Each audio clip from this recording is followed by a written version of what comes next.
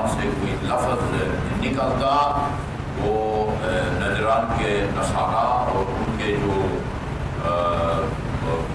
سرکردہ قسم کے لوگ جیسے سید اور عاقب یا اسقف آئے تھے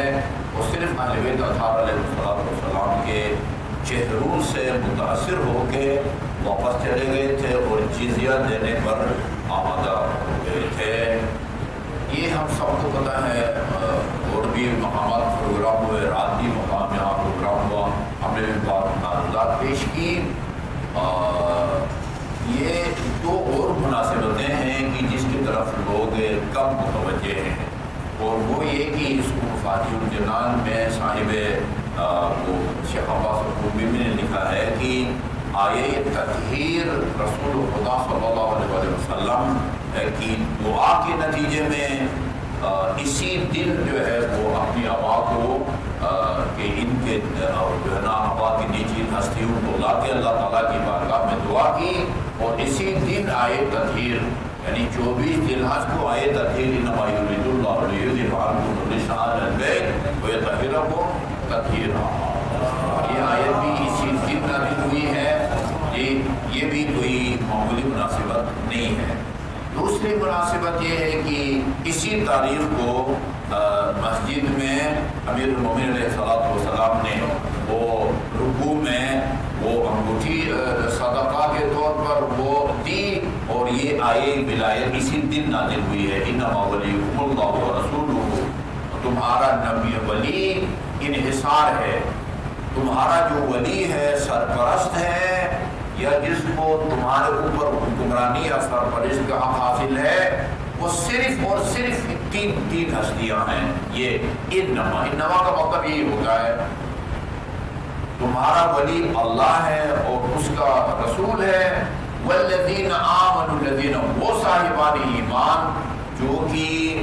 رکوع کی حالت میں زکوٰۃ دیتے ہیں، وہ تمہارے ولی ہیں۔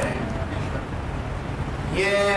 بات جو ہے نا واقعا ابھی میرے پاس کوئی اس نرم لفظ استعمال یعنی موجود نہیں ہے، بے انصاف جو ہے نا وہ مترجم نے یہ ترجمہ کیا ہے انما ولیکم اللہ، تمہارا ولی صرف وہ اللہ ہے اور رسول ہے، اور وہ صاحبان ایمان ہیں جو خشوع اور خضوع کی حالت میں زکوٰۃ دیتے ہیں۔ پورے قرآن کو آپ جو ہے نا وہ چھان ماریں، کسی جگہ یہ رکوع جو ہے یہ رے کاف عین سے بنا ہے، کسی جگہ رکوع خشوع اور خضوع کے معنی میں استعمال نہیں ہوا ہے۔ جس نے بھی عربی میں کوئی ڈکشنری لکھی ہے جس میں عربی سے عربی یا عربی سے اردو لغت کو بیان کیا ہے، اس نے رکوع کا معنی انحناء سے کیا ہے۔ انحناء یعنی جھکنا، خشوع اور خضوع، کبھی خشوع اور خضوع یعنی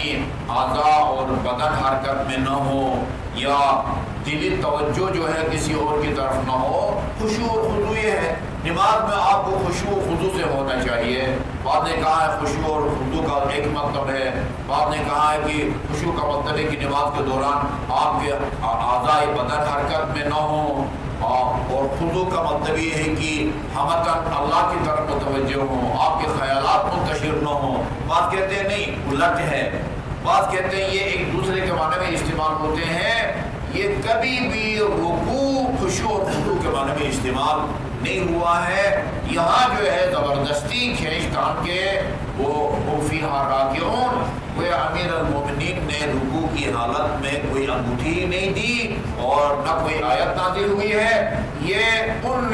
زمینداروں کی جو ہے نا تعریف ہو رہی ہے کہ جن کے پاس مثلا وہ زمینیں ہیں، اپنے مال میں سے گندم میں سے زکوٰۃ دیتے ہیں، کھجوریں ہیں ان میں سے زکوٰۃ دیتے ہیں، مال مویشی ہے اس میں زکوٰۃ دیتے ہیں۔ یہ خشوع اور خضوع کی حالت میں زکوٰۃ دینے والوں کے بارے میں یہ کہا گیا ہے کہ وَهُمْ فِيهَا رَاكِعُونَ۔ حالانکہ میں یہ بہت جلدی چونکہ جنازہ بھی ہے، اس کا ثواب بھی ہم اس مرحوم گروہ کو ہدیہ کرتے ہیں۔ لکھا ہے شیخ محسن علی نجفی نے، یہ آیت حضرت علی کی شان میں نازل ہوئی جب مسجد نبوی میں آپ نے حالت رکوع میں ایک سائل کو اپنی انگوٹھی عطا فرمائی۔ اس روایت کو اکثر محدثین، مورخین اور مفسرین نے ذکر کیا ہے۔ اس حدیث کے راویہ درج ذیل ہے: نمبر 1 عبداللہ بن عباس، عمار بن یاسر، عبداللہ بن مسلم، سلمان بن کہیل، انس بن مالک، عتبہ بن حکیم، عبداللہ بن ابی، ابو ذر غفاری، جابر بن عبداللہ انصاری، عبداللہ بن غالب، عمرو بن عاص۔ عربی میں عین، میم اور رے،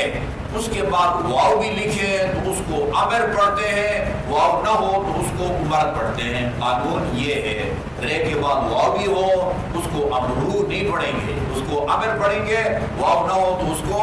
عمر جو ہے نہ پڑھیں گے۔ تو عمرو بن عاص وہ جو امیر شام کے بڑے وہ تھے، مشیر تھے، اس نے بھی اس کو روایت کو نقل کیا ہے۔ ابو رافع نے بھی نقل کیا ہے، خود امیر المومنین نے بھی نقل کیا ہے، امام حسن علیہ السلام نے بھی، امام زین العابدین علیہ السلام نے بھی، اور امام محمد باقر علیہ السلام نے نقل کیا ہے۔ اور اصحاب کی یہ روایت درج ذیل مصادر میں ہے: تفسیر طبری،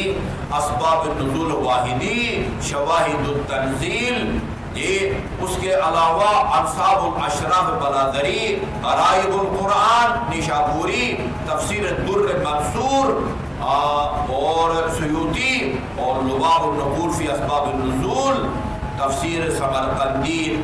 ان تمام تفسیروں میں لکھا ہے کہ یہ آیت اس موقع پر نازل ہوئی جب حالت رکوع میں امیر المومنین علیہ السلام نے سائل کو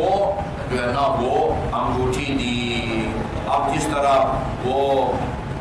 حسان بن ثابت جو ہے نا وہ جب غدیر خم کے موقع پر امیر المومنین کی ولایت کا اعلان کیا تھا، وہاں حسان بن ثابت نے